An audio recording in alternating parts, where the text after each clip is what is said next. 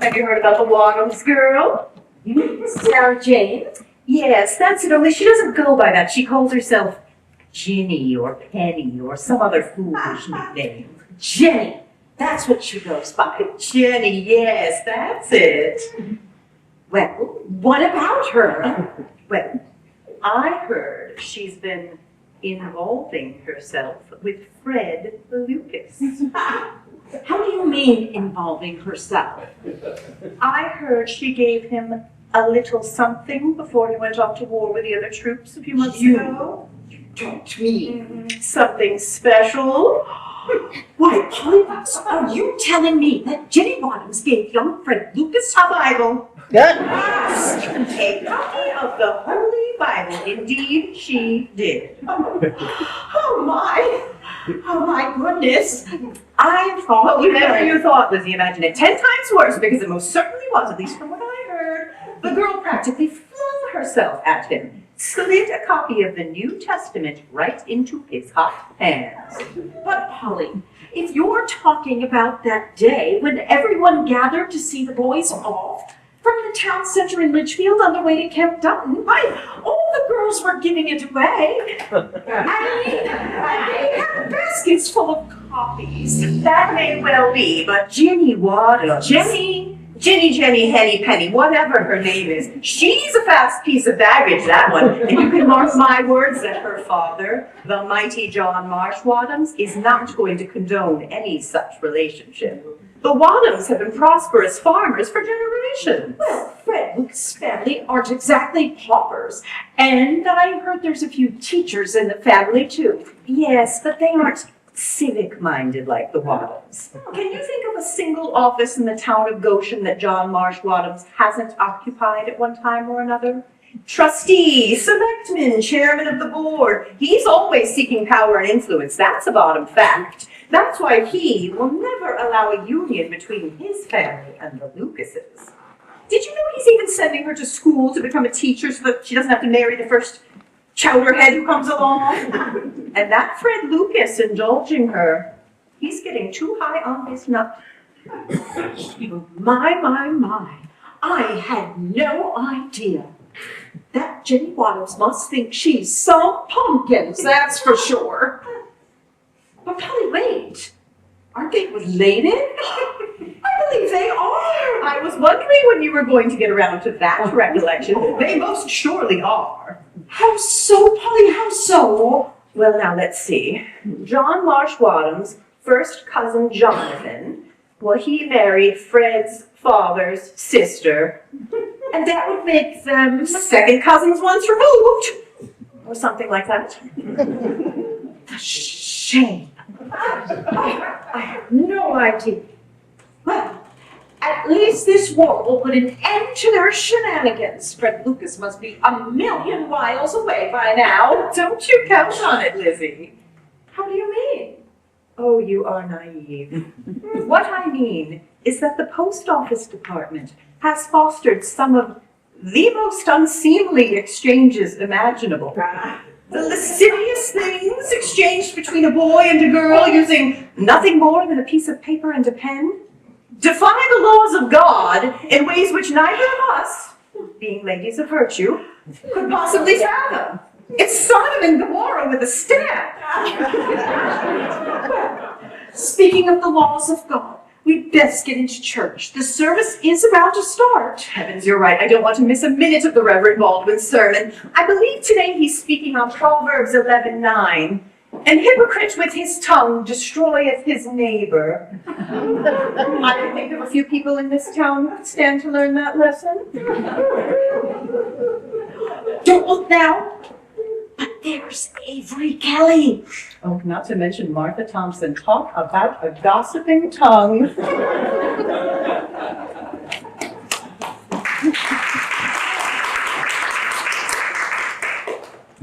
Wow.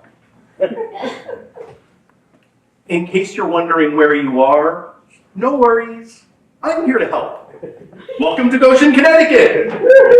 It's October 1863. But honestly, we could be anywhere, anytime. What you just saw is proof human nature never changes. That Bible verse they were referencing, it was written about 700 BCE. I guess they had hypocrisy and gossip way back then, too. Speaking of hypocrisy and gossip, Goshen is a small town. How small is it? It's so small that the village fool and the first selectman are the same person. You want another one? Sorry, the town is so small it's only got one joke. But be that as it may, to acquaint you with the history of the moment, in April of 1861, just about 2.5 years ago, the American Civil War began when Southern troops fired on Fort Sumter in South Carolina. 3 days later, President Abraham Lincoln called for state militias to suppress the Southern rebels. What we know now, that they didn't know then, is that the war that followed was the bloodiest in American history. More than 600,000 people died. More U.S. casualties than World War I and World War II combined. As I said, human nature never changes. But besides hypocrisy, gossip, violence, and hate, there is another human characteristic which has endured since the beginning of time. Love! You are all about to become witnesses to a rare historical treat, to hear a story from the past told not through the voices of archaeologists and historians, but in words of real people themselves. No fragments had to be glued together, no conjectures made about the facts. The whole story was all on paper in the form of letters found right here in Goshen. They've only had to be lightly edited and arranged to keep the story flowing. Some of the letters were discovered in the attic of a family home and it was put up for sale. And the remainder were found in another of the same family's homes when it was purchased by a relative.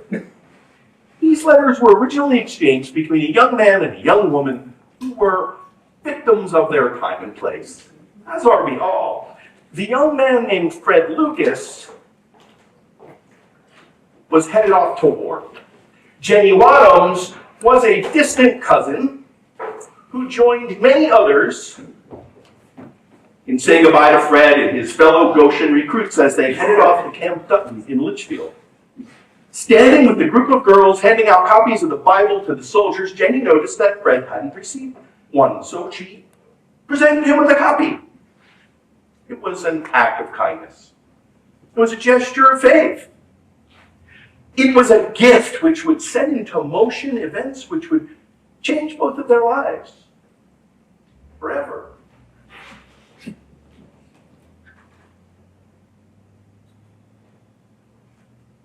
Friend Fred, I received your letter yesterday afternoon. I am rejoiced to hear that you and the other gentlemen of the 19th Regiment are well. The other day, Father took down a couple of letters to go to the post office and saw that one was directed to you. He looked at it, and he said he thought I better be getting off to New Britain for teacher training. I don't intend to say anything more about the matter, for my fate is fully decided, and I am now disposed to make the best of it, although Father is making much about my having a grand education. As for me, I don't aspire to the highest position, but I always hope to leave a record on the teacher's books that shall not discredit me. Goodbye, Jenny.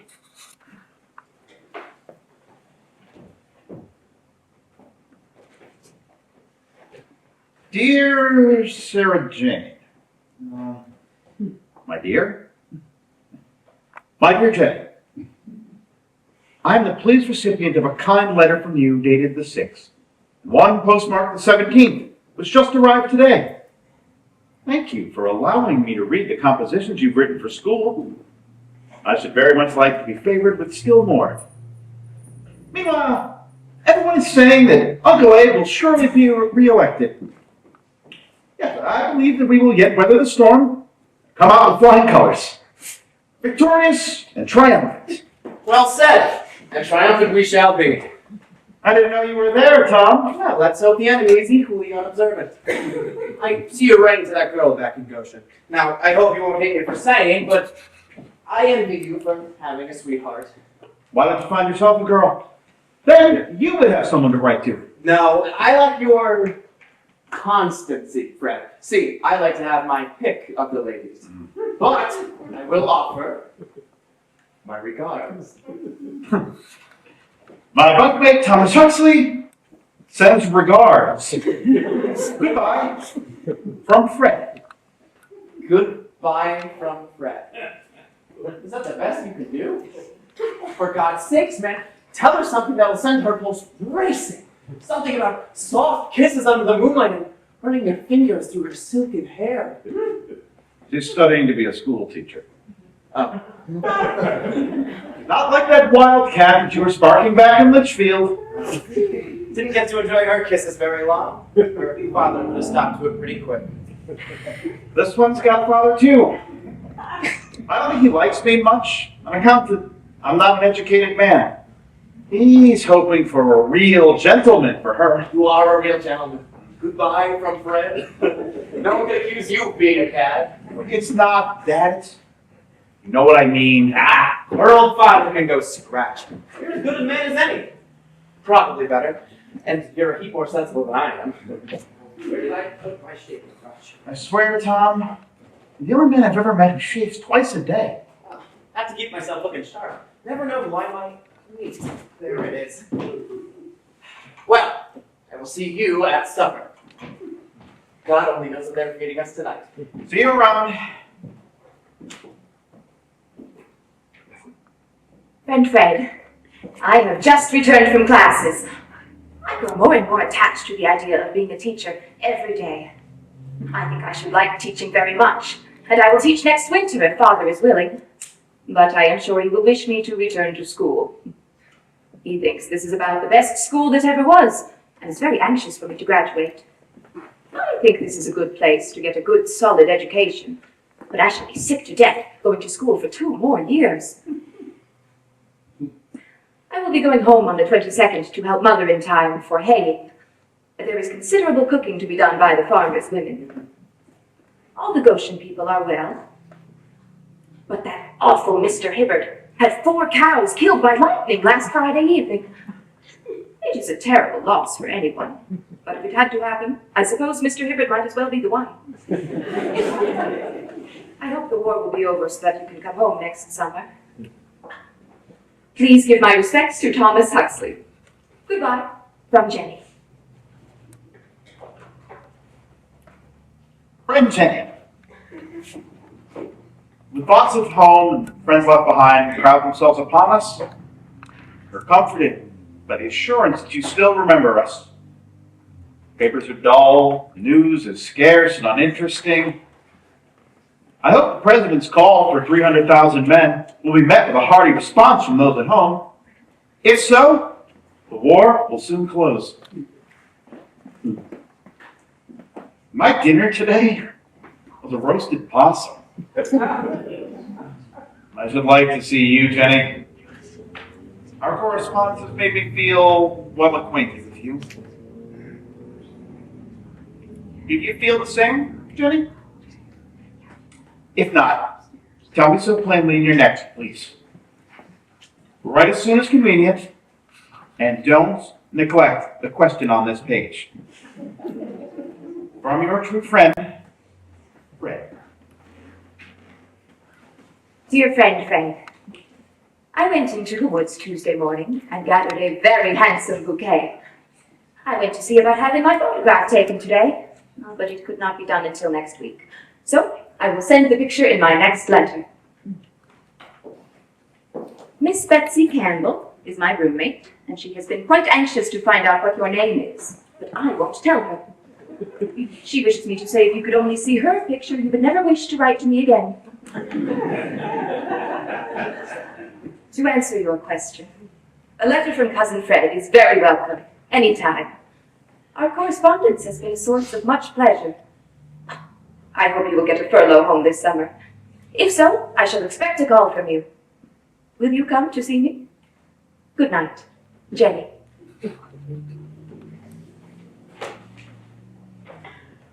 My dear friend Jenny, I think the correspondence between us will not be affected by Miss Betsy. I now undertake to write to you, dear cousin, or as Thomas Huxley calls you, my particular friend Jenny. I was on post guard yesterday and not allowed to sleep all night.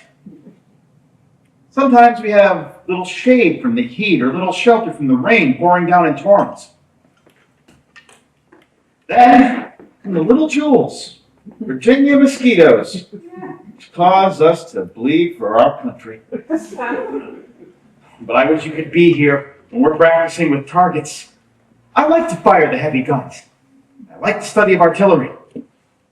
My experience during the past year has been a school of great value.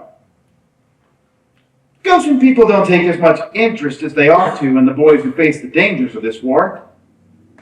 Many here feel that those who urge them into entering the service are now turning a cold shoulder to them. It is a soldier's privilege to grumble. Sometimes I found myself on the verge of giving up hope. But in those dark hours, we should always look upward to God. And by prayer and meditation, bring back the light. I am getting sleepy. My head aches. I must lay by this scrawl of a letter and take a nap. Goodbye from your friend, Fred A. Lucas.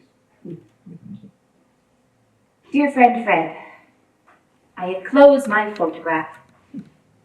I think it would be much better had I not looked so cross. I was much pleased to receive your letter yesterday.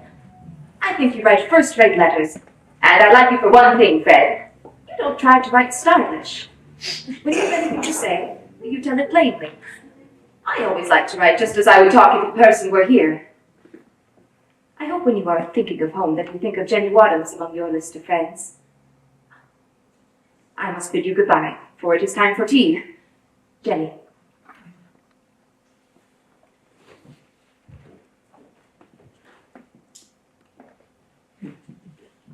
My dear friend Jenny, I've looked for a letter for many days, and now acknowledge receipt of two. It is 4 a.m, and I am on guard with a poor pen and the light of an oil lamp. I write with the discordant notes of various kinds of ringing in my ears, the music of 20 sleeping soldiers, and scores of howling dogs outside the fort. It is a warm, pleasant night, so still that I can hear the sentinels as they pace back and forth at their posts. My chum Tom Huxley lies sound asleep on the bunk near me, doubtless dreaming of far away. Good night from Fred.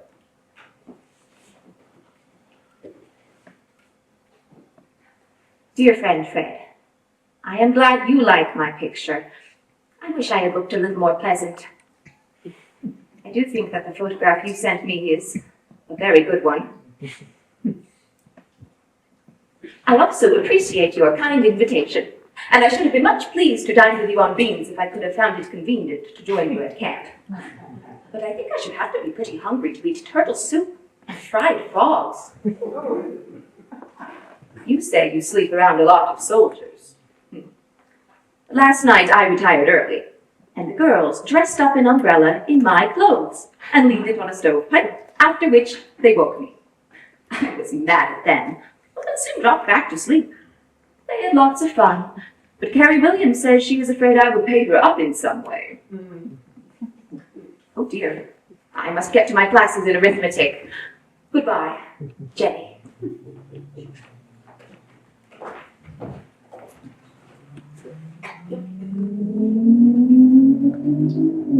My dear friend Jenny, the Goshen boys are all well. The general health of the regiment is fine. But Lieutenant Gaylord died today at 1 o'clock. He had been sick a long time. He came from Norfolk. His sister had been here for some weeks to care for him.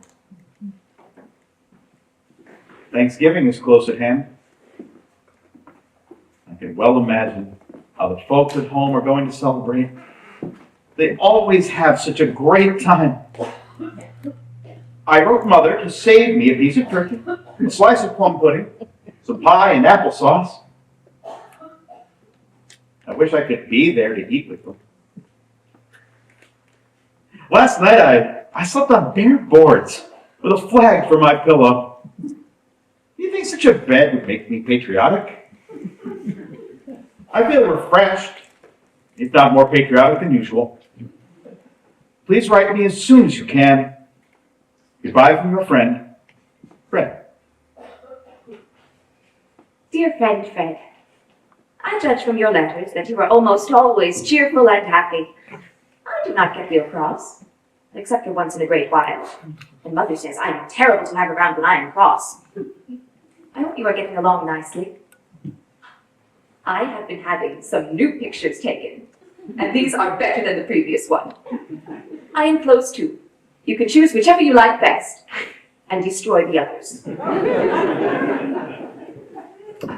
Miss Betsy, my roommate, sends kind regards and says to tell you that she is as pretty as ever.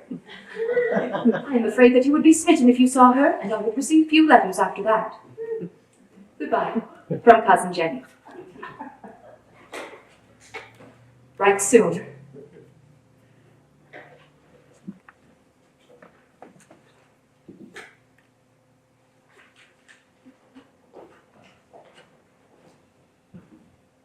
My dear Jenny, when I'm not engaged in necessary duties, I'm always thinking of far-off Connecticut and the hills of Old Goshen. While visiting in Washington, I noticed that very many of the ladies wear army badges. These have become quite fashionable now. Tonight I went with my friends to Grover's Theater to see a play. It was a very pleasant evening. I wish you could have been there with me, Jen. The Goshen boys and Tom Huxley are well. Goodbye, Fred. Oh, glory. I am going to Goshen this afternoon. I have been terrible homesick for 2 weeks. But don't you wish you could go too? I am glad you like the new photos I sent you. I think they are better than the first one, don't you? Although it seems impossible for me to have a picture taken that looks pleasant. You asked my opinion about dancing. I see no harm in having a good time dancing when friends are gathered together.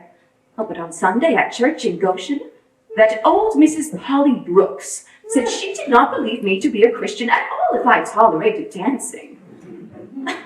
I thought it was hardly right for her to tell me I was not a Christian, simply because I differed from her on a point of belief. Kind regards to Tom Huxley. Your true friend, Sarah Jane Waddens.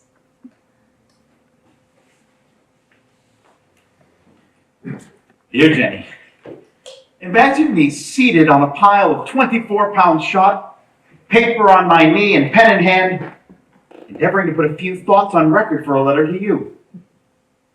It is 6 o'clock in the morning. This is the day appointed by President Lincoln for thanksgiving and prayers for the many glorious victories of our armies in recent battles. Charleston and Mobile must soon fall into our hands, and then old General Lee is surely ours. Rebellion is going down. Your true friend, Fred Lewis.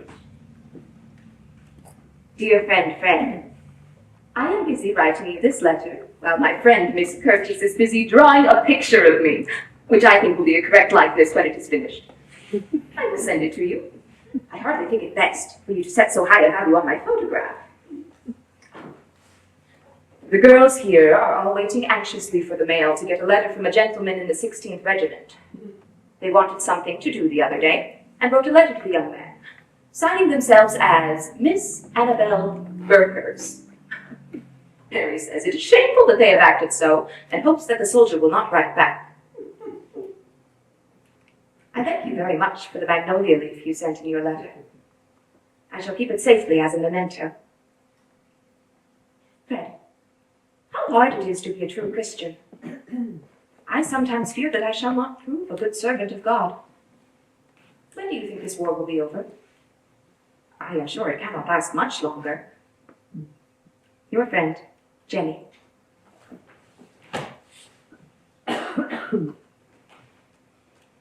Dear Jenny, we were again under marching orders. Troops are rushing into Alexandria. The city is full. Potomac is alive with vessels transporting regiments and their supplies. Meanwhile, substitutes, alias $300 apologies for a soldier, are coming on rapidly. Oh, what a burning shame upon our nation, which is the result of the Conscription Act. Where is loyalty, or patriotism, or love of country? When I enlisted, Jenny, I volunteered. And now the government must draft them? And even if drafted, they won't come, as they now have the means to be exempted by hiring someone to go for them. I find no fault with the men who come as substitutes, but with those who hire them to represent them in this cause. The colonel wants to see me, so I must bid a short goodbye. Your friend, Fred.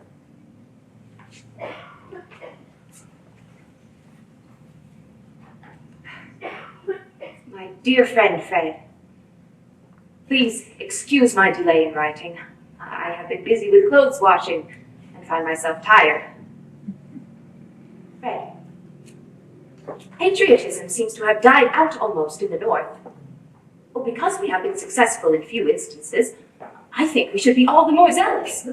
But a gentleman told me that I was a croaking school teacher, and that things would look different to me if I were a man. Perhaps I should enlist. John Hart and Mary Lavin were at Goshen last week and were affectionate in church. People will have something to talk about for a long time. I regret to see that the church is rapidly running down. There is very little interest in religious things. Were you acquainted with Delia Wooster? I hear she is quite sick with typhus fever. I miss the soldiers. What lots of stories you will tell when you get home again. Good night, from Jenny Waters. Jenny, are you still awake studying? No, I'm writing a letter. Can you miss your school chums that much already? You've only been home a few days. Oh, no, it's to Fred Lucas. Oh, you remember him, he's gone to fight. I don't like to see you wasting your time. There are plenty of other girls to write to the soldiers. Oh, but I don't mind it a bit. Well, frankly, I do. Other young ladies who are gathering about to find husbands may well spend an evening writing to some man who may or may not come back in one piece. Well, I'm keeping up with my studies. That's not my point. I want you to make something of yourself, and someday you can choose a husband worthy of you. A soldier is not that man. But, Father, you don't even know Fred, and he's very brave. I'm sure he is, Oh, but don't you believe in patriotism, Father? I thought you did. patriotism hasn't a thing to do with it. I can still respect a man while thinking I don't want him writing my daughter. But Mother wasn't accomplished, and yet you married her. Those were different times. The world is changing quickly. Jenny, I built a life for us here by commitment to civic duty and careful saving. And when I pass things on to you, I want you to understand how to take care of yourself without being beholden to others, telling you what to do, whether you're husband or lawyer or banker. I see a future for you, Jenny. I know you want whatever's best for me. I certainly do. And however brave a fellow's on the other end of that pen, he's not the man for you. Yes, Father. Good night. Good night. Dear friend Jenny, the Confederacy is surely on a decline. Meanwhile, we are surrounded by temptations which never dare to assail us at home. It seems the landmarks between right and wrong are trampled out. We need your prayers. We had a pleasant visit yesterday from Henry Whiting's sister Louise and two young ladies from Washington who are his cousins. Visits from mothers and sisters are most agreeable to us. However, great numbers of the women, young and old, use snuff powder And many of the middle-aged women smoke tobacco, whiffing away at their large pipes. Think of a Goshen girl chewing tobacco or smoking a pipe. My pen is bound to see the end of this sheet, so good night. From your ever affectionate. Ever affectionate Fred. Finally, we're getting somewhere. Spells, stop! I wish you would announce yourself before just storming in on a fellow. You know, I'm only joshing with you. There is very little to make merry about these days. Any word on Abner Judson? Yeah. And before you ask, Bud White died too. Just an hour ago. Did they try amputating his arm? Yes, but he died on the table. He was too weak from his injuries. Sometimes I could just curse those rebels. Bud White owed me money at cards. I think I'll let him keep it. It's the least I can do. You ought not to be disrespectful. Well, it's not disrespect, Fred. It's something to keep my head on. What else are we supposed to do after staring death in the face day after day? Yesterday's battle, tomorrow's battle? If we bring our hearts over every man we lose, there'll be nothing left of us by the time we get home. I know. I'm sorry, Tom. Let me tell you something, Fred Lucas.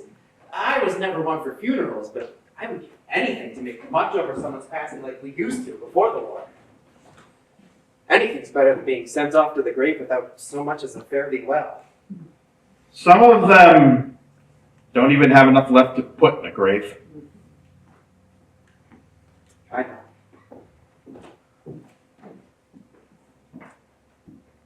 Dear friend Fred, I am very glad that you are well.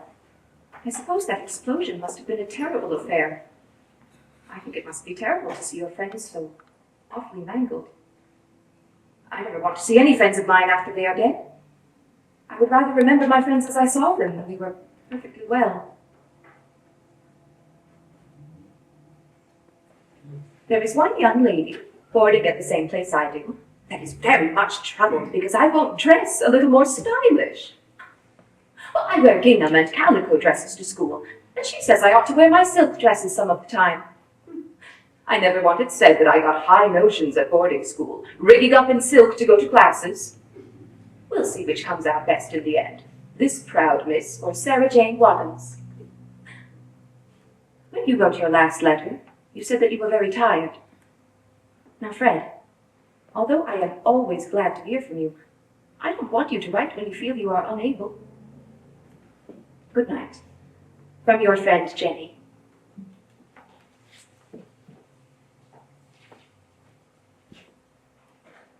Dear Jenny, that little testament you gave me 1 year ago, still in my pocket.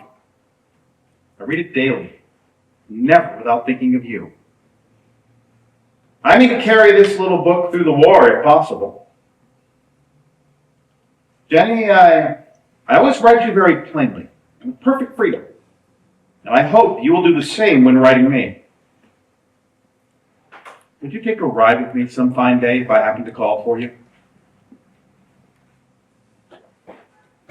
I enclose you some flowers. Perhaps you will not care to plant them, as it takes 5 years for the plant to mature and bear blossoms.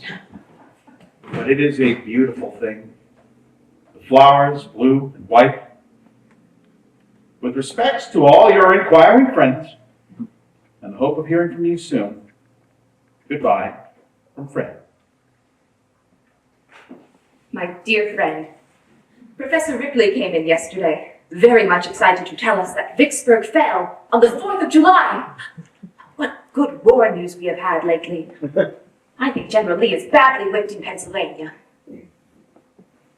I received a note from Henry Norton saying he wants to call on me Saturday.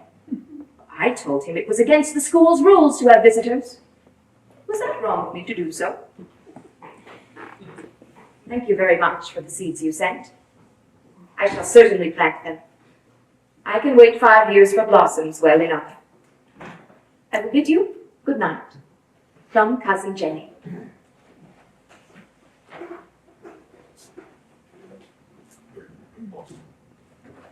Dear Jenny,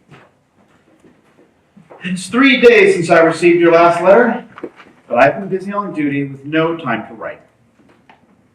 As for your question about what transpired with the young man, under the circumstances, I really cannot say.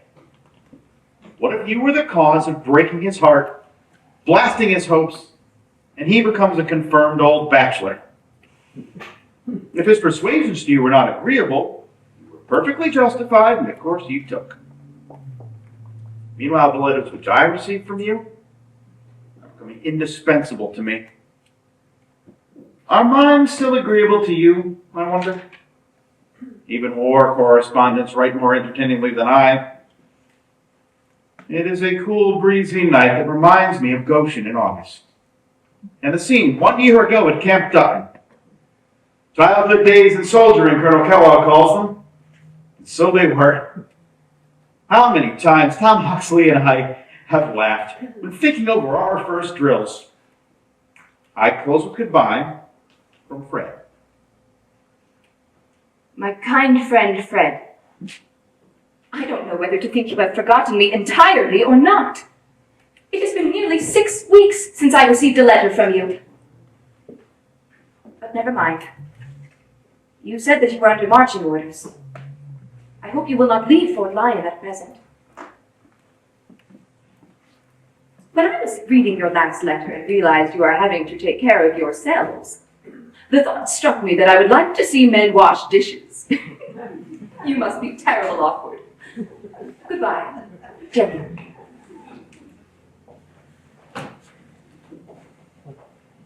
My dear Jenny, so you're to visit Goshen on the 23rd. I hope to be there also, but cannot say with any certainty. You see, I have made written applications for a furlough, but it must be delayed a while, as the surgeon-in-chief under whose eye it must come for approval is just now absent on important duties in the city. If I come home, I hope to enjoy a good visit with you.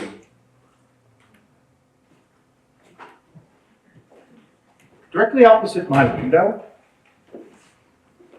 is situated the amputating room.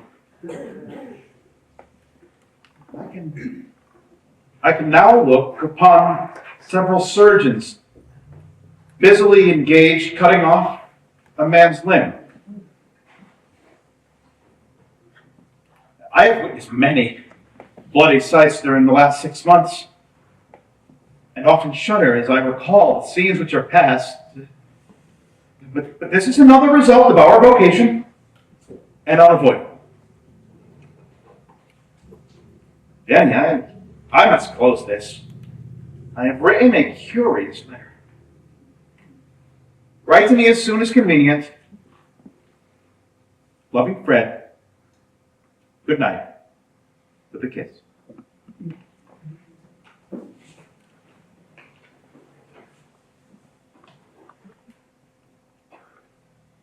My dear Fred, your letter of the 12th came this morning. No one has been to the office this week, and for that reason I had not received your letter till now. My time is somewhat limited, but I cannot rest easy without writing a little to you this morning. Fred, it will be a glorious day for Goshen when the 19th comes home.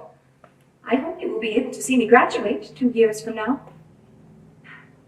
I must not write longer, for if I go to church, Mother says it is time to get ready. Regards to Thomas Huxley.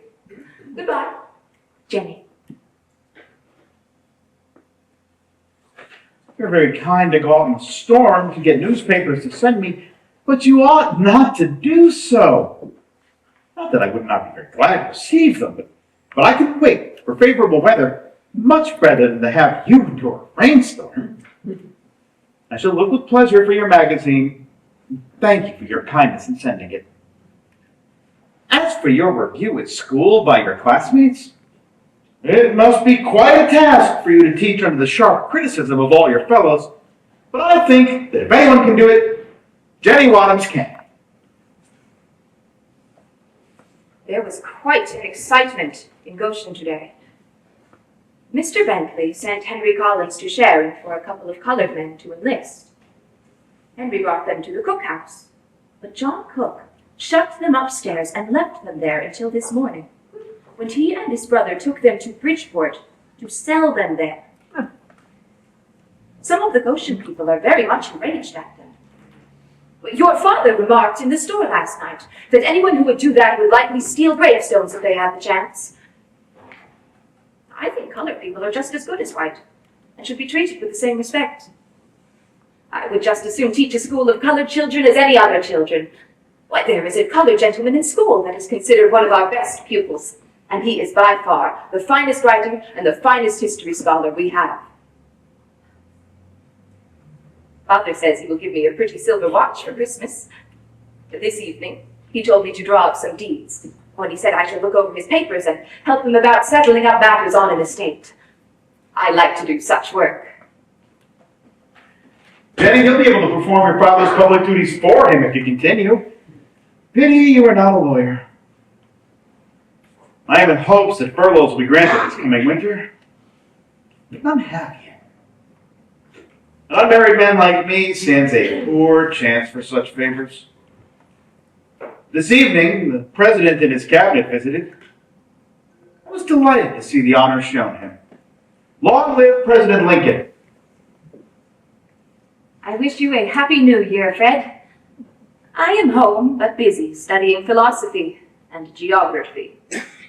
Father said I had better keep up regular lessons to take up my spare time. It is very dull in Goshen this winter. No parties, no sleigh rides or anything. The gentlemen are all gone to war, and there is but little fun when we ladies get together. Lately the war news has been very scarce and uninteresting. You recall I told you last Monday that Ned Bradley was dead. When I returned to Goshen, Mother told me that Ned Bradley is not dead. In fact, he is a little better. The doctor telegraphed Mrs. Bradley last Friday, Ned is no worse, and it read, Ned is no more. I presume the word was accidentally changed, as the message was rewritten at one of the stations. Mrs. Bradley and Ned's sister were making preparations for his funeral, so, as you can imagine, they are now rejoicing. I had a letter from my friend, Emma Curtis, and she says everyone has got the itch at school. Oh, I am glad I am not there. Pleasant dreams. Good night, Jenny. Jenny, I must tell you of a big gun that is mounted near us. Tom Huxley and I and some others went to see it the other day. It is a monster with a length of about 17 feet.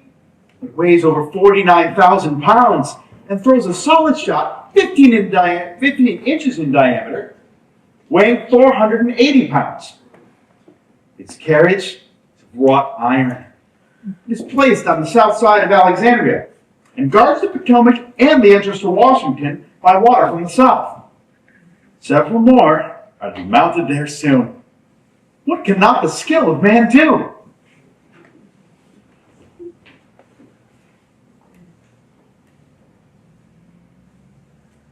I should be very pleased if I could mend your gloves. You ask if I would decline doing such jobs if I were within reach. I'll own I do not like mending very well, but that makes no difference. I do a great many things I would rather not that must be done by somebody. I have a conundrum for you to guess, if you can. What is the difference between a soldier and a young lady? One faces the powder, and the other powders the face. Fred, I wish you to exchange that testament I gave you for a better one. A lot of the girls that day were giving the soldiers' testaments, and I bought a half dozen. I arrived late and gave them to those who had not received them from others. Remember me often in prayer. I am very sorry I cannot mend those gloves for you. But, as I can't, I would advise you to do it for yourself. From your affectionate cousin and friend, Jenny.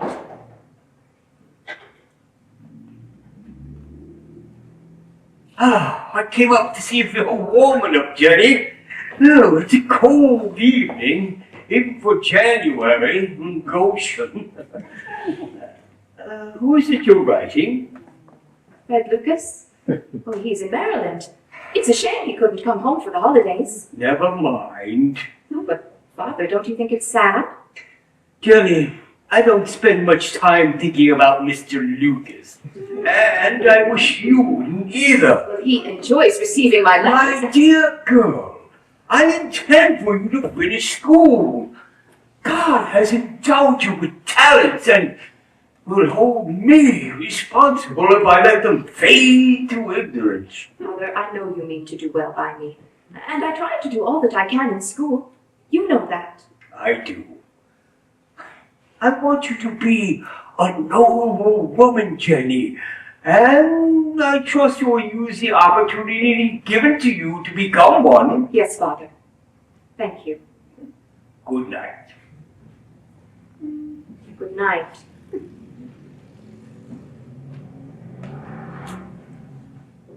Jenny, now that you're home in Old Goshen, it seems you were nearer me some way. Now, dear Jenny, please, tell me all the Goshen news and all how you enjoy yourselves at home. I'm anxious to get your next letter, as I always am. Wonder what it contains. I would write more, but my heavy eyes and tired spirits tell me to finish the last line. My heart says send a kiss, and so, good night from Fred. My dear friend Fred, your letter came day before yesterday and was gladly received. This is a beautiful morning, sunny and bright. I have been up quite early this morning and have been washing dishes and baking pies. Don't you wish you could have a nice big piece of my pie just about now? I am so sorry that you can't come home. I have waited for this letter anxiously, hoping you would write that we might expect to see you in a few weeks. Dan Dempsey carried me to a party at Mr. Norton's last evening. We came home at 12 o'clock. Fred, I don't mean to be contrary, but I fear that I am not ready enough to yield my own wishes to those of others. I am not joking at all when I say I am almost afraid of you. I am, in a certain sense, afraid of you. I don't mean that I fear you would betray my confidence or anything of that kind. I can hardly express my thoughts, but I believe they are something like this. You are well aware that almost everyone in Goshen thinks well of you. I never in my life heard a word spoken against you in any way. You are so superior to your humble Goshen correspondent, namely me, that I am almost surprised to think of you being a good friend of mine. Fred, I am afraid I must put away my writing now and get ready to go to Litchfield to put some money in the savings bank. From your sincere friend, Jenny.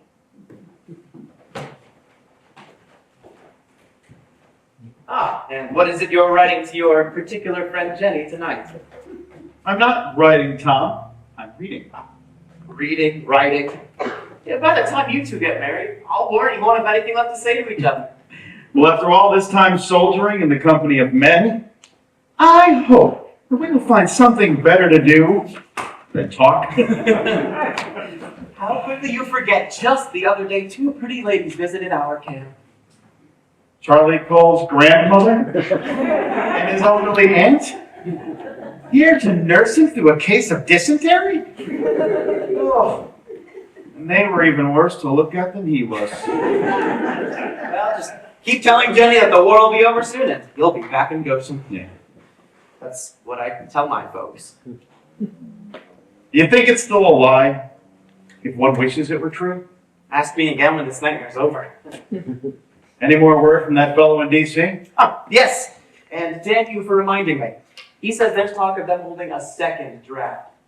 A second draft. Wasn't the first one bad enough? Well, pretty soon we'll have the most patriotic army money can buy. And what kind of a man pays a $300 commutation fee or hires another man to do his fighting for him? A rich man. And those folks they send down, half of them can't even speak English. There's plenty of shame to go around. I never thought that I would see our enthusiasm flag so quickly. You remember the rush to enlist in the beginning? Those days are long gone, Fred. People want to simply go on with their lives. They want to forget. I do too. But it's really difficult when I am shivering here with holes in my socks and I haven't had a decent meal in God knows how long. Well, at least you have sweet thoughts to keep you warm. Tell Jenny I send my regards. You are awfully diligent about doing that, I must admit. Oh, of course I am. I hope to have earned her trust by the time we get back to Goshen, so she won't object if I ask you to come out for a game of cards once in a while. You know how wives are. Yeah. And she's a smart one. She is smarter than you, and that's a fact. I know. That's why I have used subterfuge. Get going. Let me be late for guard duty. Tell her I send my very best. My very best. Do you hear me? So many soldiers fighting in the north and in the south. And where did they all come from? The southern states had to initiate a draft about a year into the war. In the north, while men could be exempted from service for legitimate reasons, they could also bribe a doctor to grant them a medical exception, pay a commutation fee of $300, $10,000 in today's money. That is the average annual salary of a laborer in 1863, or they could hire someone to replace them. Sometimes these replacements were young men of 18. Sometimes they were immigrants. Many who could not speak English were tricked into service.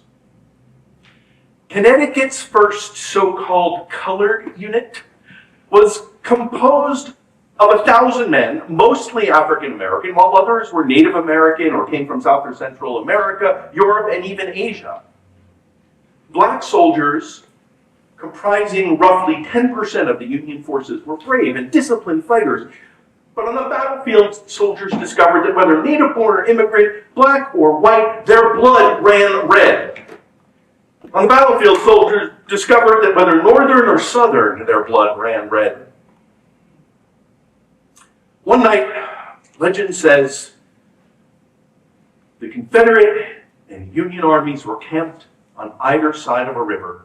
The Confederate band played Dixie, the Union band played the Star-Spangled Banner, and then a lone bugler played Home Sweet Home. On both sides of the river, men wept. My dear friend Fred, how I worry for you. Some of our brave soldier friends will be missing after the fight is over. Some wounded. I hope you will be shielded from all danger, wherever you may be, and be permitted to come home to dear old Goshen again. Fred, please believe that you are never forgotten. With many kind wishes and a goodnight kiss.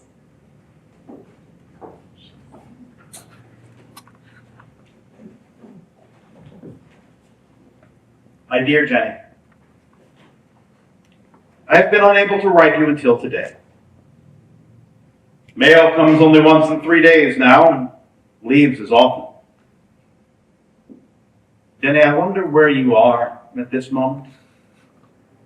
Wonder if you are well. Were you here where I am right now, you would see a region of country miles covered in soldiers, tired out and now resting from severe marching. Here and there, they read together, others cooking or playing cards, smoking and talking, while many are writing hurried letters to loved ones at home. We Goshen boys are very well, but we are all very much fatigued. This life in the field is a hard one. Thoughts of home, they crowd themselves upon my mind, and I could but wish I was there for a brief time. Jenny, I still keep that little New Testament Bible you gave me back in Camp Dutton, and it often reminds me of the giver. It's been with me through all the battles and marches. Of the 850 who left Camp Dutton, 183 men remain. Good night, Fred.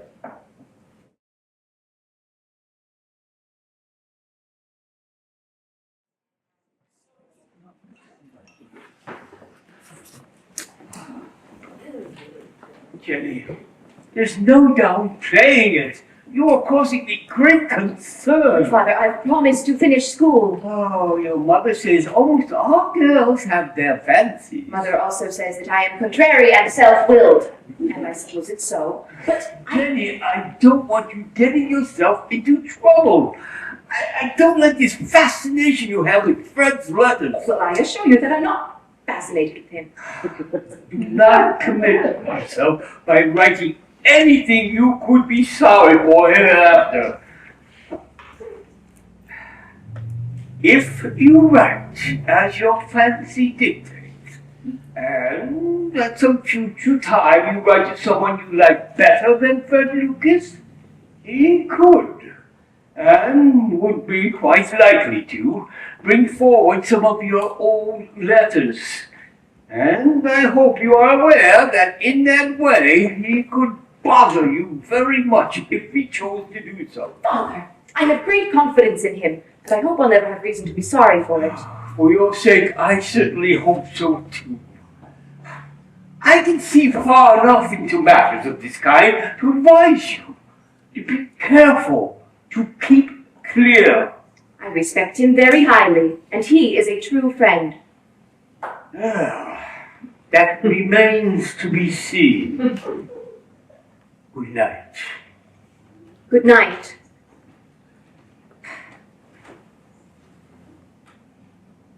My dear friend, I have delayed answering your letter till now for a reason. I wonder if you will be provoked if I tell you that I read a portion of your letter to Father and talked with him. He advises me to be very cautious. He thinks I had better be careful. I could say many things were I to see you that I would rather not write. I do not want to put on paper anything that could ever bring me into a mess. Well, I know a young lady once who wrote to a soldier friend very affectionately, and then he died. The pastor went through his things and found the letters, which would have been all right, but he told his wife, and she told everyone. I have often thought of this. If I were to write as I am strongly tempted to, I might regret it very much at some time. These are my honest opinions. You may call me dear Jenny, if you care enough about me. I hope you will understand my meaning from what I have written. Jenny, I've thought of you very, very often during the terrible hours of the last 3 days here in Cold Harbor, Virginia. Here this reaches you. If it ever does, you'll probably have heard the saddening news of the losses in our gallant regiment. Total killed, wounded, and missing, up to last night, amounted to 321. We took probably 200 or 300 prisoners. Jenny, I have seen men fall by my side, shot and dead at once, while numbers of wounded lay helpless on the field, crying for aid or for a drop of water to moisten their lips. And no aid could be given, for all well men must fight. This is war without romance. It is the reality. We had a great fire here on Tuesday night. The Baldwin house took fire from the chimney about midnight and burned down in a very little while. The house was occupied by Mr. William Kelly, an Irishman, and Mr. David Young. The bodies were dug out yesterday morning, and the funeral was held in Goshen Catholic Church today. I never saw so large a procession of Irish in my life. Glowing accounts of the magnificent charges, heroic daring, and battlefields covered in dying foes fill the papers of the day and please the public taste for excitement. But to be engaged yourself in the hand-to-hand conflicts and to witness yourself with groans and cries, curses and prayers, and dying agonies of those who have fallen in their struggle, it's a far different thing. If this is our duty, and we have fulfilled it nobly. I was terribly surprised at my own coolness and that of our boys during the battle. I saw very little fear or hesitation. Fighting still continues. Our regiment is temporarily at rest, but we're liable to be called into the charge again at any moment. Jenny, if you receive this, please write me immediately. If I fall in this campaign, we'll be in a good cause. Last Sunday, Addie Tuttle and myself sat on the back seat in Sabbath school. Dan Dempsey saw us sitting there, and so came and sat a little way off, on the same seat. Then Mrs. Polly Brooks saw him, and of course came and said it was very improper. She came over and said to Dan and me, "If you are going to sit here, then I shall sit between you." Dan said, "I'll bet a sixpence you won't." And so then she went upstairs into the church to talk to my father about the matter. Father told her he had no control over Dan's actions and thought I could take care of myself well enough. He also told her that if he were Dan, he would have been inclined to sit up a little nearer to a young lady if some old woman had tried to separate them.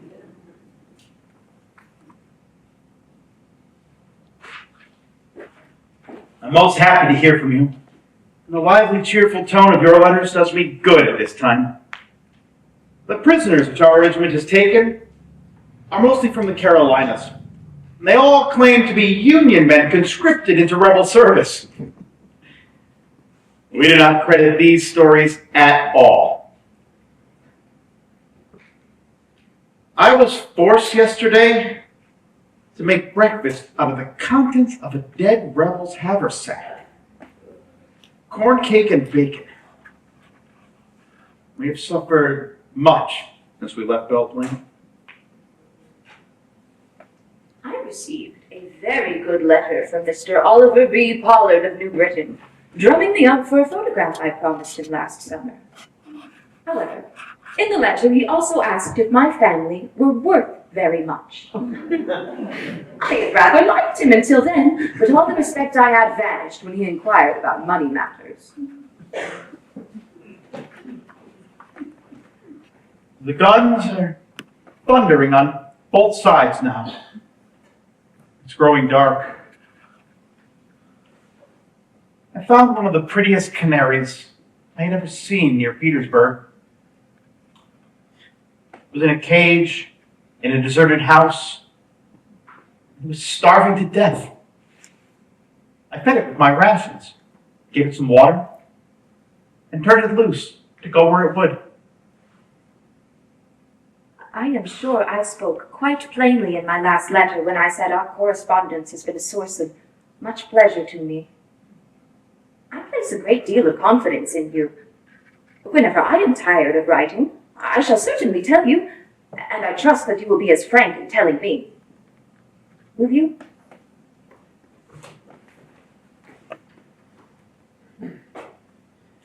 U.S. Grant is here with our expedition. Tom Huxley and I are anticipating lively times. Lee is reported to be moving a large force up this way, and Grant is bringing a large one to meet him. Mother wrote to say that she has not heard from me for 2 weeks. My letters have been lost of late. I hope you will receive this. My kind friend Fred. Father sent me a nice bag of walnuts. My roommates and I are going to crack some this evening. Don't you wish you were here to help us eat them?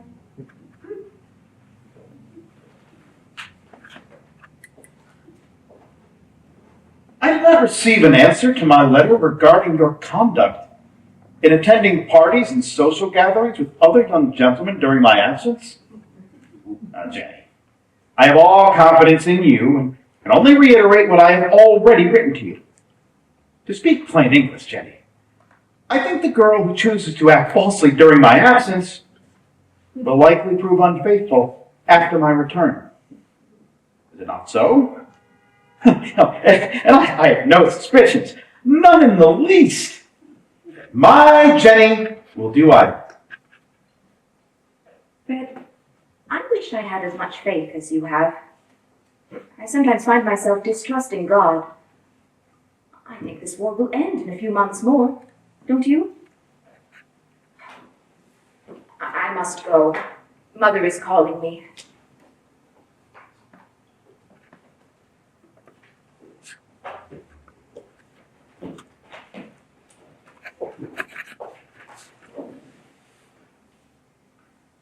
I've been convalescing well here. A store in West Goshen, an area known to locals as Canada. His letters to Jenny continued for the 2 years it took for Fred to establish himself enough to be accepted by Jenny's father and for Jenny to graduate.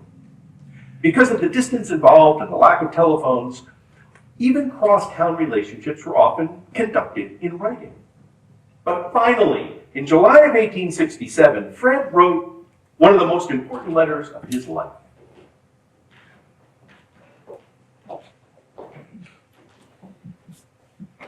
Mr. J.M. Watkins. Dear Sir, in full compliance with your wishes, I have waited till this day for the fulfillment of my claim to your daughter's hand and heart. Jane is now old enough, and our constancy to each other for 3 years is proof of our love. If either of us ever marry at all, it should be to each other. I am now able to have a wife, having $3,300 in the bank besides my salary, which this year is $900. It's our intention to be married next month. Certain rumors have reached my ears which have caused me anxiety, to the effect that we would not allow our union. I hope this is not true. I wish to be gentlemanly and honorable in this matter, as I have been in the past. Will you grant me your consent? As a young man starting in life, who is sensitive to the future happiness of the woman he loves, I ask you now, after years of waiting and patient submission to your requirements, for full consent to a marriage between your daughter and myself. I am, sir, very respectfully yours, Frederick A. Lucas.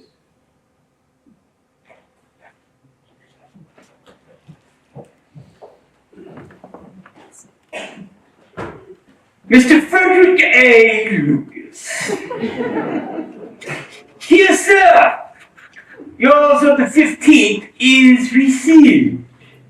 And to allay any doubts, I shall place no obstacle in the way of Jane's marriage at any date you will find convenient.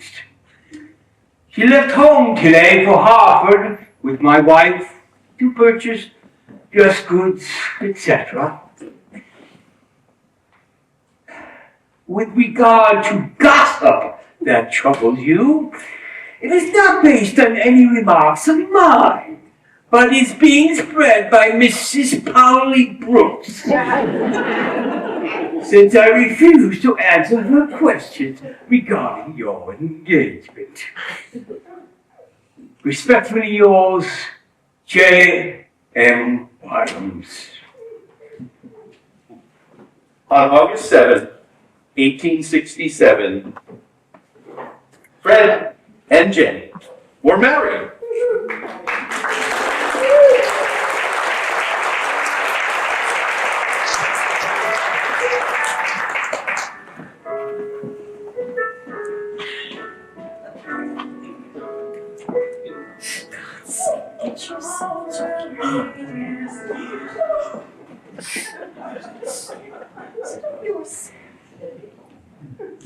Well, I told you things would end badly for those two. Polly,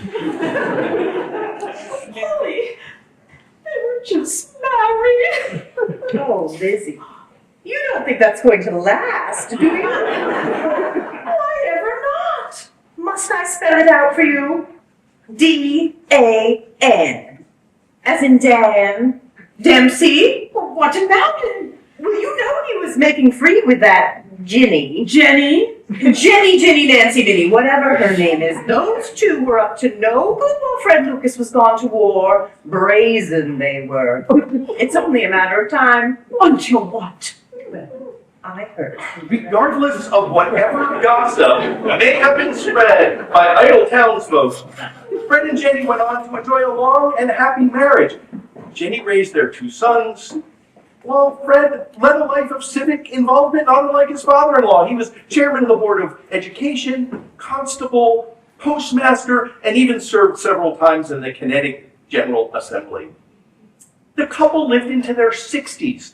Theirs is a truly American story, a small town romance marked by courage, devotion despite challenges, and love. Their relationship blossomed in the shadow of the Civil War. Missed opportunities, unreliable mail, the ever-present threat of tragedy were not enough to divide them. In the end, theirs was victory.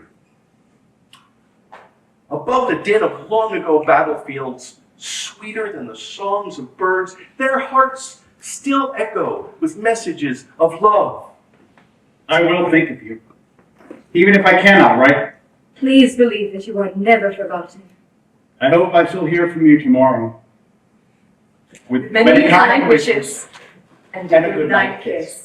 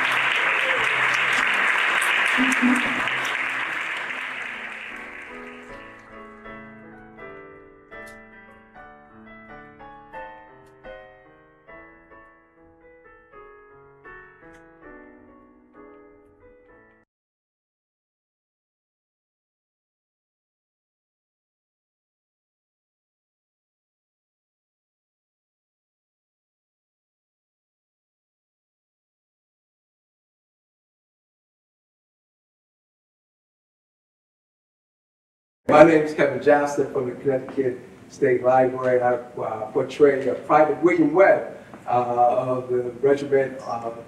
He was one of 1,500 soldiers that served, and I would dress and talk to school kids and share their story. My name's Carolyn Ivanhoe.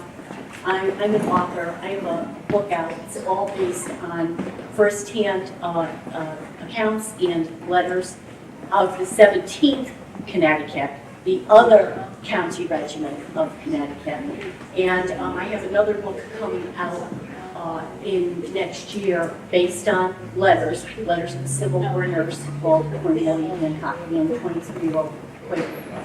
I'm thrilled to be here. I'm making my Goshen Players debut. I'm here primarily because I wrote a book called Litchfield County in the Civil War, which deals with the 19th Connecticut that Fred was a member in. It deals with the formation of that regiment.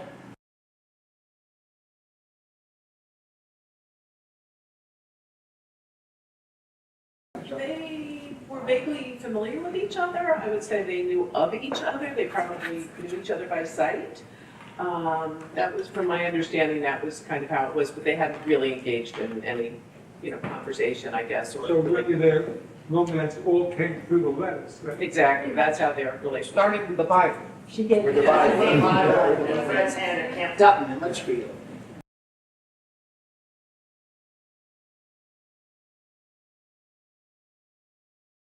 Actually, if the men were in camp, the mail was pretty regular. As long as you, at home, addressed the mail correctly, and that meant you had to have the man's name and his regiment.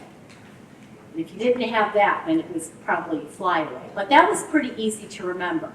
Mail coming the other way to, say, Goshen, Connecticut, would have a person's name, and it would just say Goshen. They didn't have any street addresses, and it all got dumped at the post office. So people who expected mail would go to the Goshen post office and would pick it up. Where things got very dicey was when the Army was moving along on campaign. And then mail was constantly playing catch up. But the mail was still pretty regular. I mean, you might go a week without a letter. Things got lost just like they do today. But as long as you had that key on that letter, that regiment, then you would, your mail would be delivered. Again, it might be delayed, and especially if the men were on campaign, it would be a real catch-up. They might, when the mail caught up, they might have like 10 letters from different periods. But the mail was surprisingly regular in the Civil War. And Kevin and I just had a discussion about the regiment or the corps symbols, and I just watched the 688, and the key to cracking the code there was the division symbols that some of the men were writing on their letters. It's the same in the Civil War. It was that regiment that was the key to correct delivery. I'll just say one thing real quick that I really enjoyed about the play, that when they were holding up the letters, you could see that the stationery, right, they had this patriotic stationery. There were sutlers. These were men selling wares that would follow, signed to a regiment. And they had patriotic stationery. They had patriotic envelopes. If you just did a search on Google for Civil War letterhead or envelopes, you'll find hundreds of examples. They're really cool. That was my actor. He wanted to be that specific.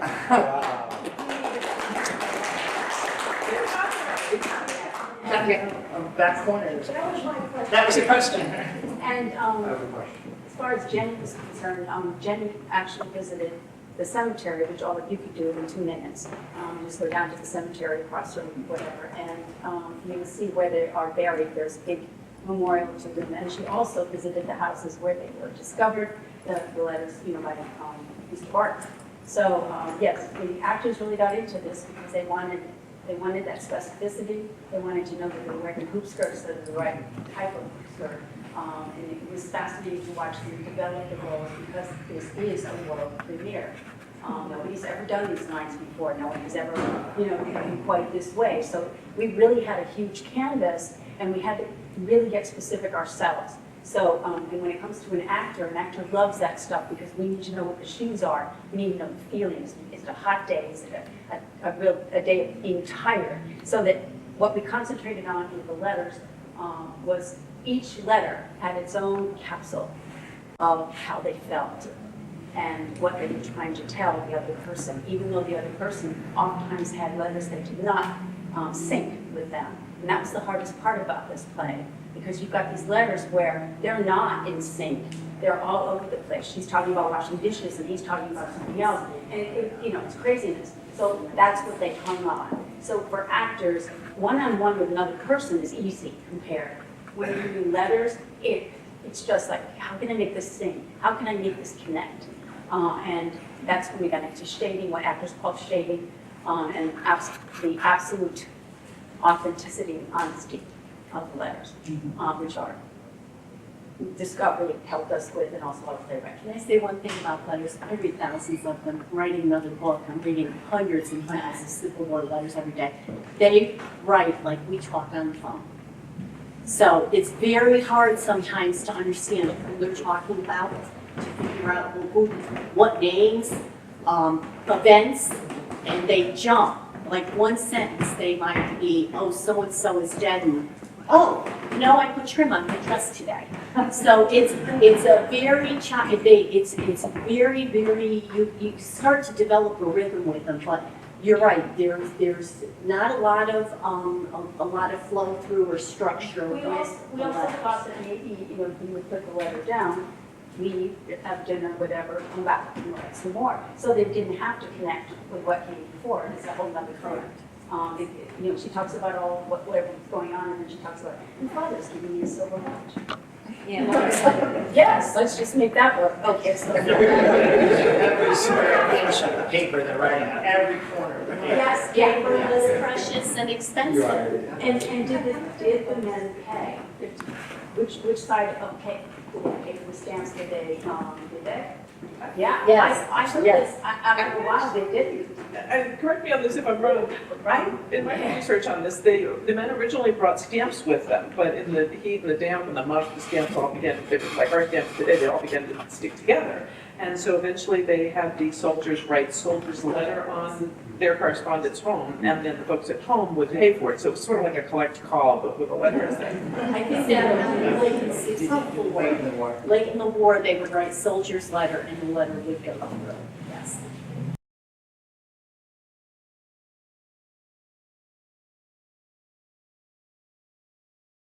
That's a fantastic question. I was dealing with almost 90 letters that are housed at the Connecticut Museum of Culture and History, and several of them were multiple pages long. And if I had put all of them into the play, we'd be here until next week. So we would have to serve meals during intermission. So having to choose what was going to go into the play, I had to distill what were the common themes, what did I see repeated, what did I get as far as a feel for the times. I also wanted to include the historical perspective of the characters, because living where we live, when we live, we don't see and understand things the same way they did. So I wanted everybody to be able to get a good feeling of how they perceived things. A great example was when Fred was surprised that the patriotism in the North was flagging. I'd never heard or learned about that before, so that's something you would have only probably experienced in that time, and we don't necessarily get a lot of that down through history. But to give an answer to your question, I would say roughly 98% of what you heard exchanged between Fred and Jenny was directly from their letters. Sometimes I moved things around a bit, but virtually it was all the same.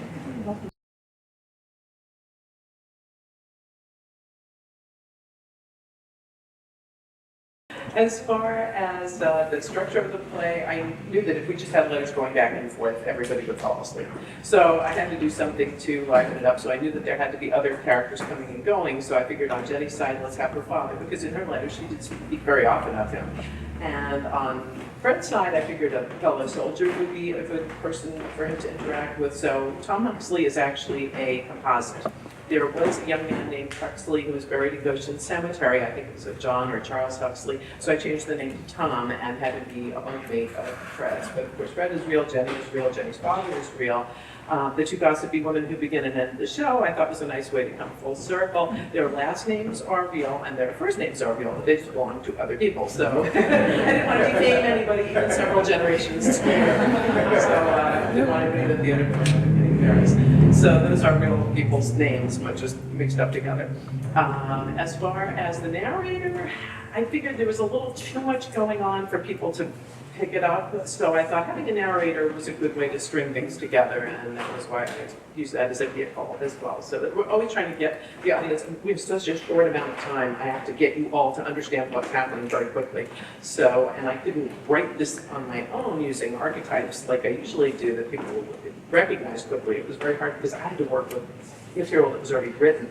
So these were vehicles to just help the audience digest what was going on as quickly and efficiently as possible.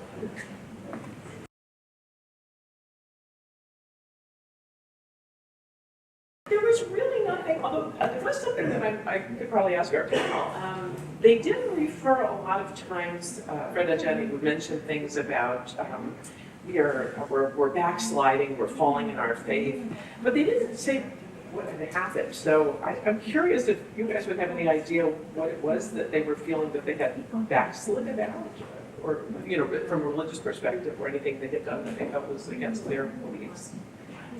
I think the letters, I read most of them, were very appropriate for the time. I think most of you guys would agree. They were pretty proper. They evolved from friendship, my cousin, to a deeper relationship. I've read a lot of Civil War letters, maybe thousands, and several. I'm from the other end of the state. I'm from Fairfield County, the the other end, and I'm used to dealing with those regiments. But the letters are very similar to those that are exchanged over a period of years during the Civil War with young men and women who start to write each other out of, a soldier loves to get mail. It's a lifeline for them. And they start to exchange letters from home with other young people, and the relationship deepens. And often these people do tend to marry. I can think of a bunch off the top of my head. And the letters are very appropriate for our time, for what we think of as very Victorian. Yeah. I think with regard to religion, I read something that Mr. Baker wrote about having to take a lot of the religious stuff out of some of the letters because it was obscure and it was like clogging. I don't know if you found that as you were. They spoke Right. very much about it, so I Yeah. condensed it because in modern times, they spent a lot of their time thinking about religion, probably more so than we did today, so I shortened that. And so I think that's maybe what he was getting at in the article that I read with this interview. But I think maybe they were backsliding, like maybe they started to doubt, like things were getting very bad in the Overland campaign in the Civil War. Men were here one day and gone the next, and we can't grasp the casualties. You're talking about thousands upon thousands of men. Cold Harbor, what's the estimate? They always say within an hour, 9,000 men were gone from the Union Army. How do you handle that? And I think maybe they might have been like, what's God thinking? Am I going to survive? Do I have to be more devout? Is it something I can do to, make myself more worthy? And I think they accepted death for all the grief that they felt. I think they accepted death as a lot more part of their lives than we do. And I think it was just a lot of grief, a lot of doubt about their religions and hanging in there. And I'm sure you have something to say. I'm gonna say two Because you're things. looking at it. I'm going to say two things. The first is when these men went off to war, there was tremendous fear from their parents that they would be, what's the word here, exposed, subjected to vice at a level that they could no longer be protected from, right? Because these are young men. 18, 19, 20, and their mothers had protected them from this vice their whole life because there's this thing called the cult of domesticity in mid-19th century America, and that's what middle-class women took as their role, right, to ensure the moral upbringing of their children. And now they're casting their children off into the army of all places, and they really feel that they're threatened. But I think that... I think there was a line in the play regarding that from Fred. Mm-hmm. Yeah, absolutely. But I just would reiterate what you're saying, Carolyn, that there's 60,000, just in the Union Army, there's 60,000 casualties in the month of May 1864. It becomes bloodshed on a level that no one could have imagined. And I think you really see, this is what Lincoln is talking about in the second inaugural address, right? When Lincoln says that, we want this war to end quickly, yet if God wills that it continue until all of the blood drawn by the lash is paid for by blood drawn by the sword, we're just going to say that the judgments of the Lord are true and righteous altogether. He's trying to bring them back to this is God's will at a time where they're turning away from it because of the loss.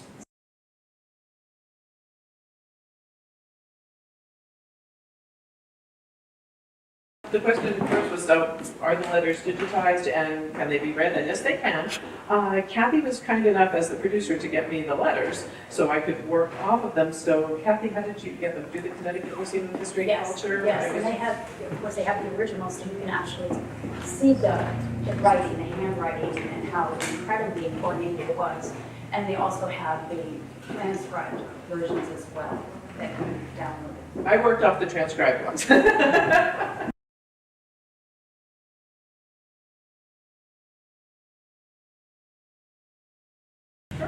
question.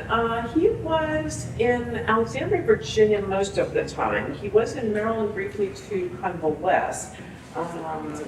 There were different places that he was traveling. The way that we knew where he was because at the top of his letters it would give where he was located. And actually the same thing for Jenny. When she was writing from school, they would say, we've written at the top next to the date. When she was writing from home, it would say Goshen.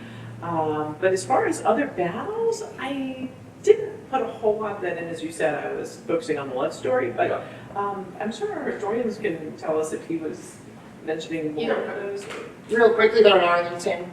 They're sent out in about May 20th, 1864 from the DC defenses. They join the Union Army at North Anna. They're not engaged, but they're at the battlefields of North Anna. And then they go to Cold Harbor, where they're engaged. Then they're sent to the Shenandoah Valley in the 1864 fall campaign. So they fight And Fred is wounded at Cedar Creek. So they're at 3rd Winchester, Fisher's Hill, Cedar Creek. And then they come back to Petersburg and then to Appomattox. Wounded slightly also at Hatcher's Run, another late in the war in February of '65. But Mike, I would like to, I think maybe you want to know, what did they really write about the battles? And so soldiers' letters with battle content are very precious. Because a lot of times they didn't write the horrific facts of battle and what they were going through. It's a different time, it's the Victorian era, they were very religious, they were devout, and you have more religion than you would have battle content after a horrific experience of being in battle.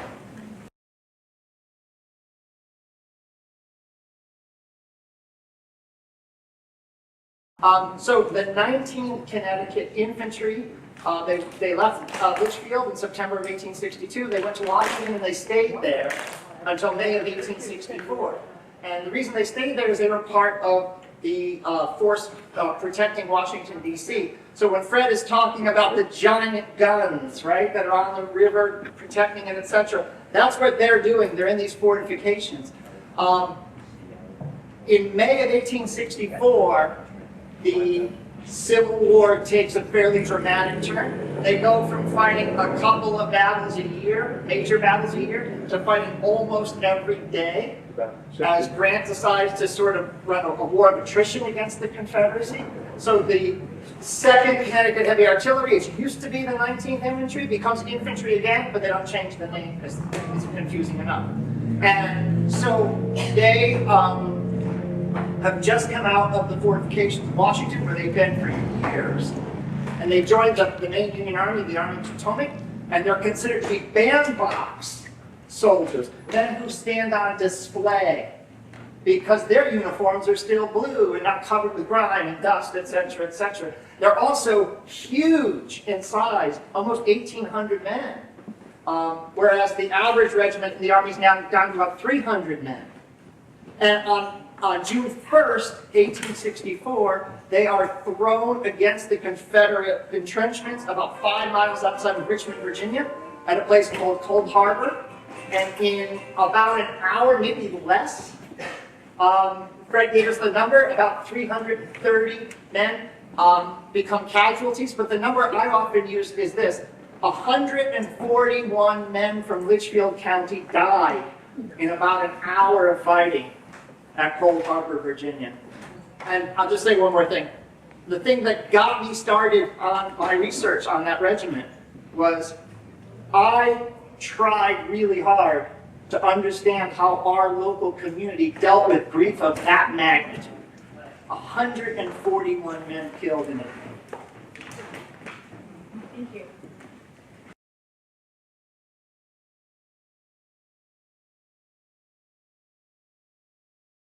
You know what, Cold Harbor, from the Overland Campaign and then the siege of Petersburg, was one long nightmare. Gettysburg was fought on July 1st, 2nd, and 3rd, 1863. And as Peter already discussed, it was during that period where the armies would come together, huge clash, and withdraw, lick their wounds, come together, have another huge clash, withdraw, and lick their wounds. When Grant takes control in 1864, he does something extraordinary, something that's not been done before. They march out of winter encampment in 1864 in the spring. And on May 5th, I believe it is, they leave May 4th, May 5th, they engage with the Confederate forces in a massive, massive battle called the Wilderness. It's just nothing like has been seen before in the Civil War.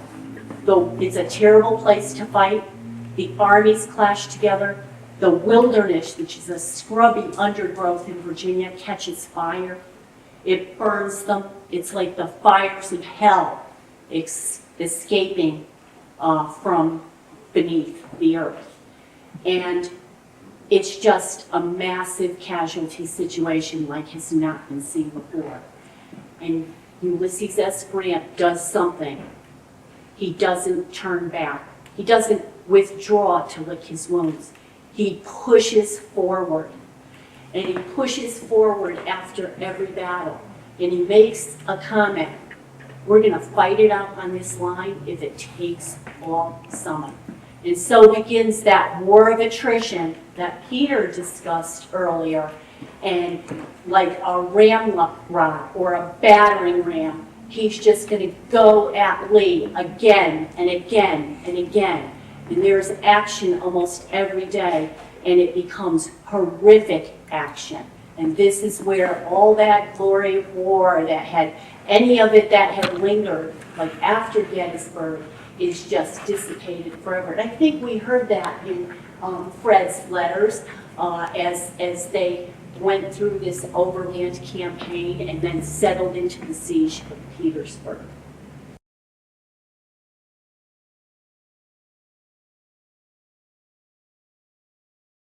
On May 5th, and walking down the road, I think it's they're coming out of, they cross the fords from winter encampment at Brandy Station. They walk into the Wilderness, which is this geographical area in Virginia, right next to Chancellorsville and Fredericksburg. Everything takes place over, battles are fought over the same ground. So they walk into the Wilderness on the 5th of May. And then from there, the campaign proceeds into what we call the Overland Campaign. It's 44 days of constant combat, horrific constant combat. And they finally stall in front of Petersburg, Virginia. And that's going to be where the siege comes in, the siege of Petersburg. And this is just something very new for the 3-year-old Civil War. Things shift drastically once the Wilderness Campaign begins.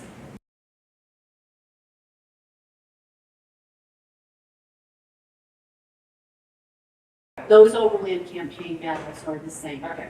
They start at Wilderness, that's the first 2 days. Then they fight at Spotsylvania right after that. I think it's interesting because the Wilderness is described by all these soldiers as a landscape they've never seen before, but it's a landscape that all of us in Litchfield County are familiar with because it's second growth forest when the first growth was cleared for the iron industry. Right? It's exactly what our forests around here look like today. Imagine that catching fire Right? with tens of thousands of casualties laying on the ground.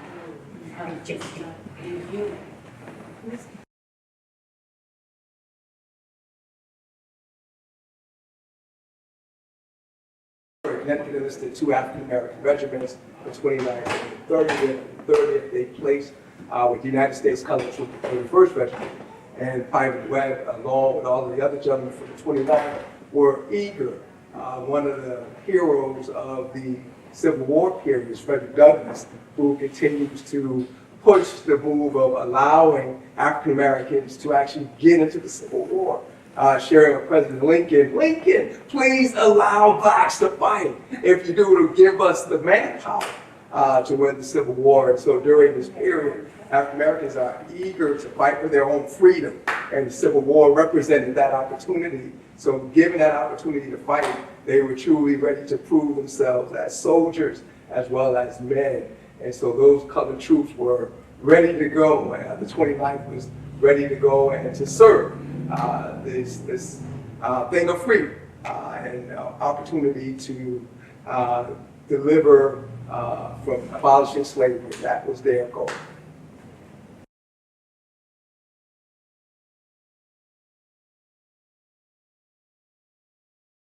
The 29th formed in August of 1863, going into battle, leaving on March 9th of 1864.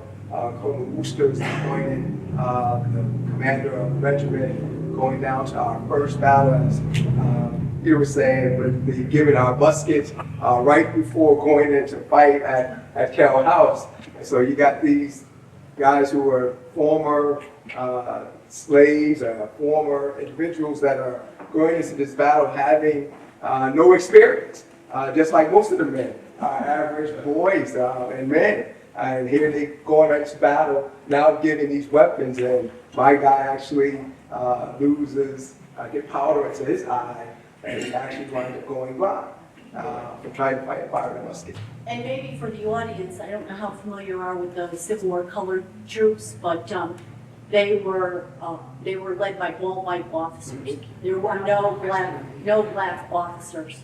And so therefore you could have, a man could be a non-com, like a sergeant or a corporal, but they were all white led.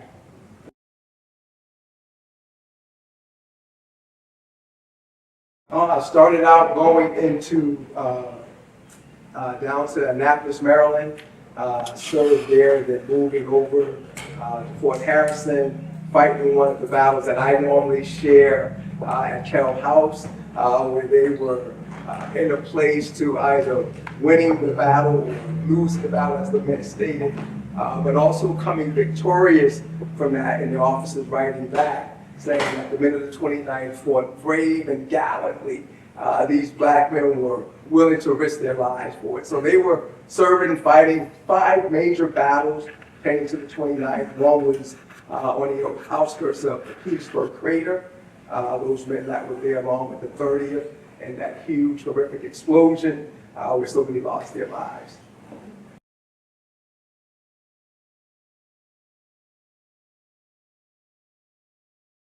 During the period, as we think about Connecticut's history and African Americans, Connecticut actually abolishes slavery in 1848. And so as I'm going over the lines and I see this moment of one of the families bringing the men from Sharon down to enlist into the war, and then they're brought into a house and locked up and then thinking to be sold into Bridgeport. And we're looking at that and going, wow. Yeah. Now here slavery is abolished in Connecticut. So this is illegal. Right now this is a crime that's being committed in this moment of wanting to sell those men. So the men are coming from within state as well as those that are being recruited in the fields. Some are jumping lines, state lines to enlist along with the famous 54, as well as those that are coming across state lines. I can't see you because the lights are bright. So you got them coming from everywhere. But they're coming from different areas to enlist and to fight.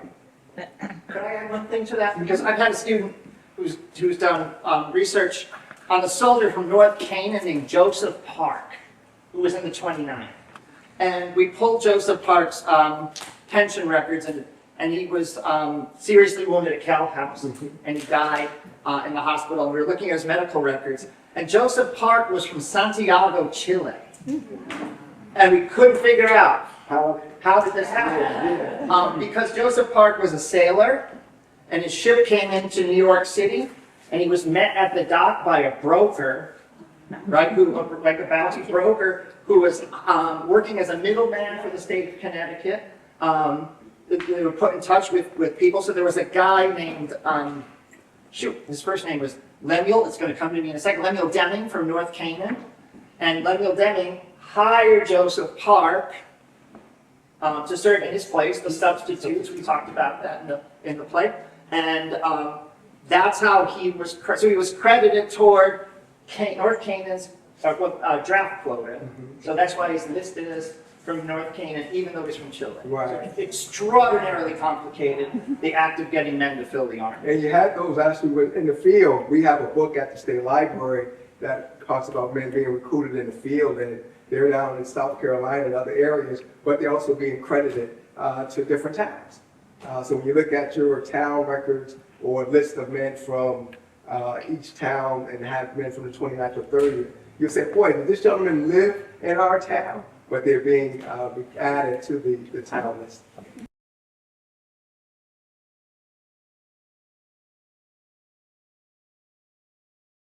That's a deep question, because of you still having the prejudice that's going on at the same time. Oh, Real brief. interaction between colored troops and white troops. Yeah. During the moment. Am I asking? Yes, Correct? And so you had during the periods, the prejudice is still going on at the time. And so I think in one of the letters was sharing, or someone was sharing about the joy of colored, so of colors after the African Americans after the war is over. But during battles, very rare with the interactions of being joyful because of the prejudices. I know when we get into battle sometime, I know in the Revolutionary War, you don't find the same type of animosity within the Revolutionary War as the Civil War. Because now all men are almost created equal in the sense that we need all manpower. But Civil War has a little bit of different flavor to it that you do find the discrimination and prejudice. And African Americans are feeling this heat of being rejected to a certain degree of white soldiers, but still willing to fight and to understand the cause and willing to die for the cause. And if I can add really quickly what you said, Kevin, one of the things I was surprised of that I had not thought of was that if a black soldier was captured by the South, I mean, a white soldier captured by the South would have been in trouble, but a black soldier captured by the South, they were in for a horrific time. And I had not been aware of that before, so that was a real eye-opener. By the way, there is a second book that Mr. Barker published, and it was Dear Mother. And so it was letters from a son to his mother. And in that, it's interesting that Fred lets his hair down more with his mother and is much more graphic about what's really going on. He really keeps his girlfriend, protected, whereas his mom, gets the brunt of it. So it's an interesting set of letters.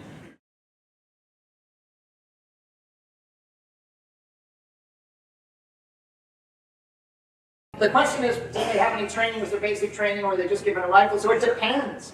So Fred joined the 19th Connecticut Infantry, and this was the summer of 1862. And I'm gonna get my dates right. In July, Lincoln called for 300,000 more volunteers to serve the Union cause for 3 years. And in August, he called for 300,000 more a month later. So Connecticut's quota was 7,000 men twice. Litchfield County's quota was 1,000 men twice. And so they started with the 15th Connecticut, the 16th, the 17th, the 18th, the 19th, the 20th, 21st. Those are the 3-year volunteers in the summer of 1862. These men from Litchfield County who formed the 19th Connecticut, I don't want to say they were lucky in the long run, but they were lucky in that you trained and you trained until you got mustered into the United States Army. So they started their service as Connecticut men. Training was drill.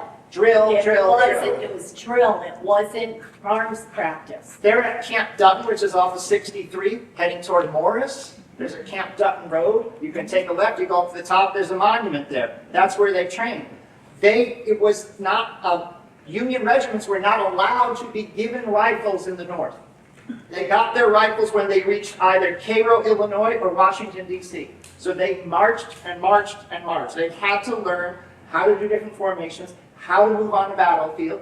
They were really fortunate though, because a United States Army surgeon, not a local guy, a United States Army surgeon had to come and give them a physical, and a United States Army regular army, not these Civil War volunteer units, officer had to come to swear them in and muster them in. And it took forever to get to Litchfield County. And so they didn't get sworn in, they left on September 15th.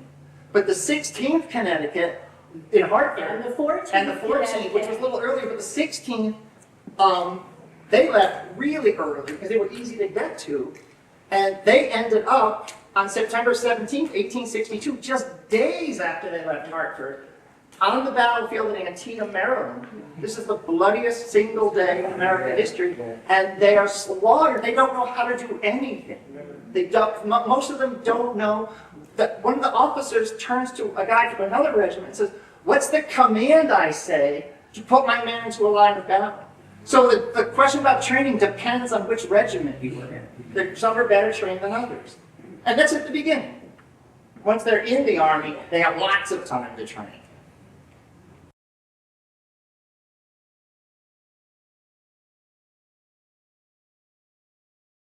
Can I just say something about the wool? The Army wore wool right through Korea. I have a pair of World War I trousers that I wear. They still take a press. They still have the original crease. It's hardy. It's almost indestructible. And that was what they wore. They wore natural fibers. And yes, they were hot. But that was it in the 19th century. Go ahead. So my uniform, had to get a replica to portray my soldier, and every stitch or button was right to what the guys were issued going into battle. In the museum, we actually have a couple of actual uniforms of guys from a number of different regiments. This 249 issued the dark blue blouse and the black wool trousers, and the uniform came in 2 sizes. It either fit or it didn't. So just had to put on whatever was more comfortable for them.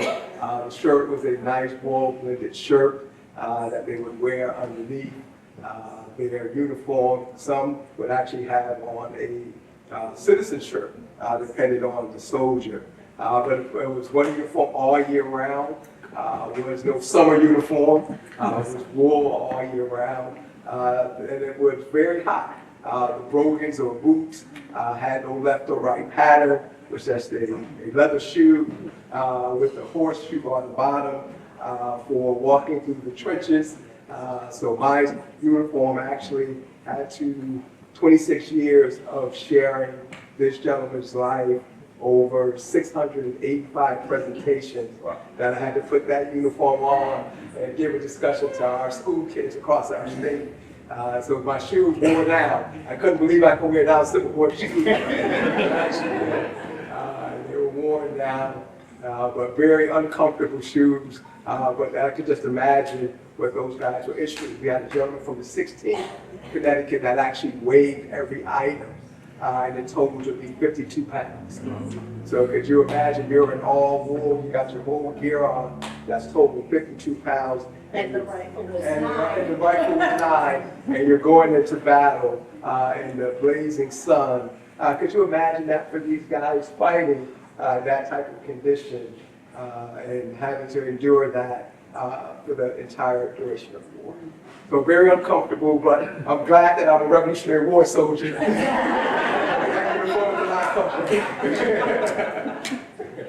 Oh, real quick too, my hat is to see. When you're looking at Civil War guys, you usually see the insignia on the hat. The light blue represents infantry. We would have put guys that you would see, but the 29th is our insignia to who we were. This is actually a replica, but my old museum guy thought we probably could sell it on eBay.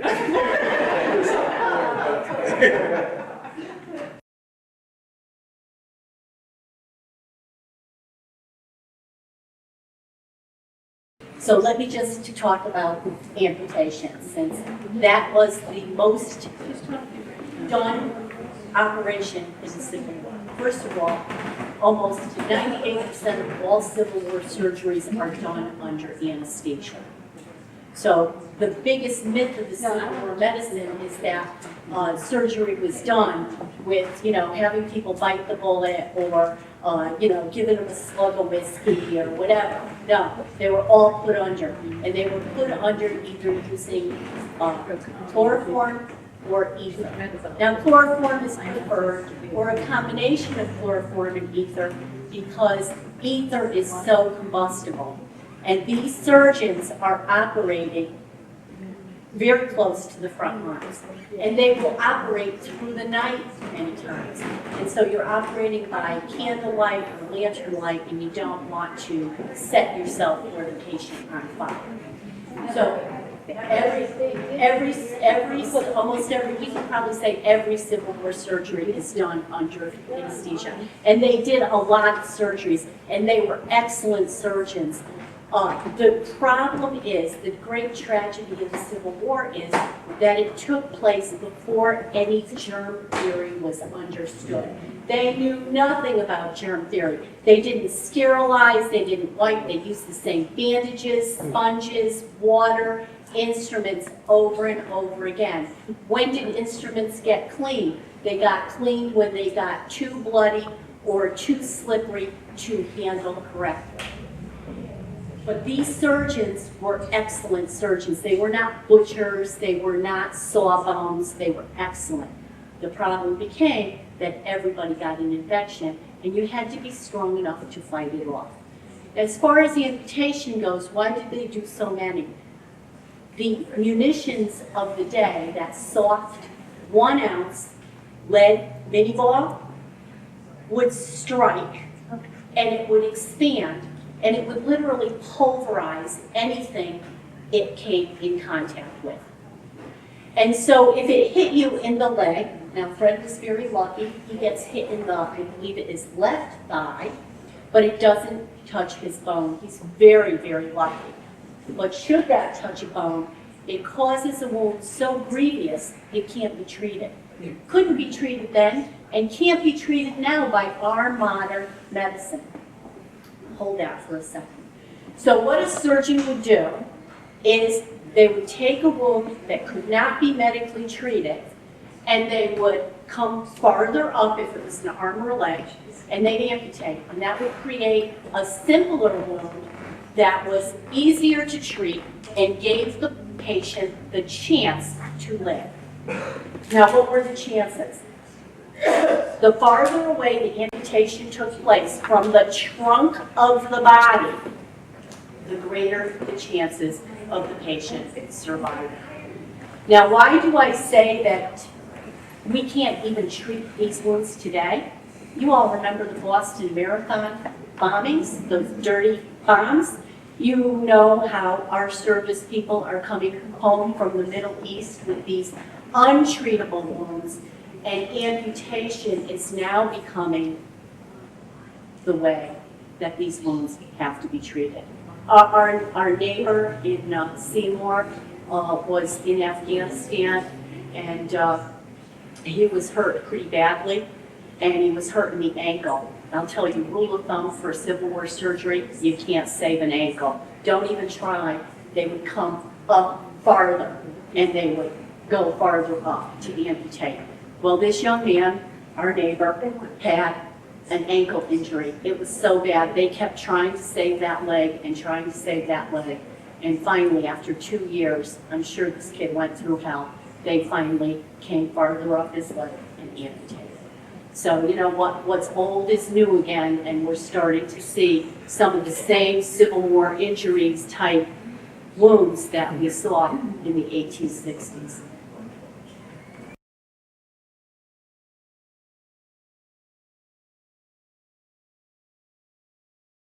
The greatest, most bloody battle of the Civil War, and it's often considered a turning point. And why is it considered a turning point? First, Lee gets beat for the first time, right? We beat Lee. But more importantly, a gentleman comes out of Washington on November 19th, and he gives the Gettysburg Address. And so you have those Western historians that say, well, what about Vicksburg? Vicksburg was the real turning point. Yeah, but Lincoln didn't give the Vicksburg Address. It was located near major population centers then and now, so it's easy to visit. And the Union veterans return there because it's their first great victory, and they put 1,400 monuments on the battlefield. Yeah. It is endlessly fascinating, and it is definitely one of the most important turning points in American history. Not only the Civil War, but, you know, it's Pittsburgh is 24 miles from where I live. And if you visit, you will meet people from all over the world, and easily from all over the United States. They have, you know, you have Minnesota shirts, or, you know, Washington U, or old Alabama, you know. To share that, I actually had a chance to present actually on Gettysburg. African Americans weren't allowed on board at that particular time, but I had it in the school group. I actually did a program right in front of Lincoln on Gettysburg. That was such a happy experience to be able to share. But I wanted to address something within the life of the play as a reenactor and studying and presenting history. Something grabbed me as I was looking at and listening to the play from the actors was when he talked about the urgency of going to battle and how everyone was pushing for it. But then it got to a point where the soldier felt no one cares. As a reenactor and one who tries to convey the emotions of what the soldiers experienced, that gripped me in writing. What did you feel in that part of the letter? I was surprised, honestly. There were so many things I learned writing this that I didn't know. I was surprised. I always thought, oh, we're going to war, and that's it. I had no idea that the patriotism was flagging in the North. I learned just all sorts of things, and that was one of them. But it was sad to think these boys so far from home and feeling like, oh, you know, we're done with you, we're on to other stuff now. Again, that was the historical perspective that I could not have known because I didn't live those times.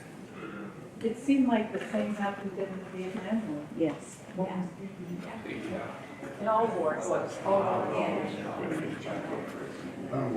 want to fight the Vietnam. One of them ever called him a expletive, but he didn't.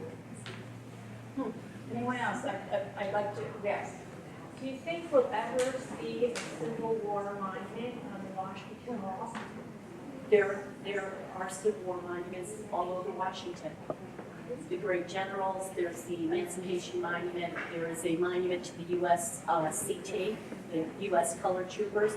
So as to being on the wall, you know, the mall is a difficult place to put anything because, and no matter what, because I remember when the World War II monument was going in, a lot of these World War II veterans were passing and they wanted a monument in Washington to their service, and you know, it was the greatest war in the world. There was just nothing there. And they fought and fought and fought to get that monument on the mall, and they got a lot of pushback because they said it would disrupt the viewscape and all these other excuses. And finally, I think it's one of the most magnificent monuments on the wall. What they had to ultimately do, the architect ultimately had to, if you walk to it, maybe you're not aware of this, but they had to literally bury the monument so that it didn't disrupt the viewscape. So often if you're at the Lincoln Memorial and you look toward the obelisk that is the Washington Memorial, you're not aware that the World War II monument is even there. And that is by design. And I think that is ultimately what won the fight to allow the World War II monument to be on the wall. But there are many, many Civil War monuments in Washington. And Lincoln's on one end of the mall and Grant's on the other. Could we give a round of applause?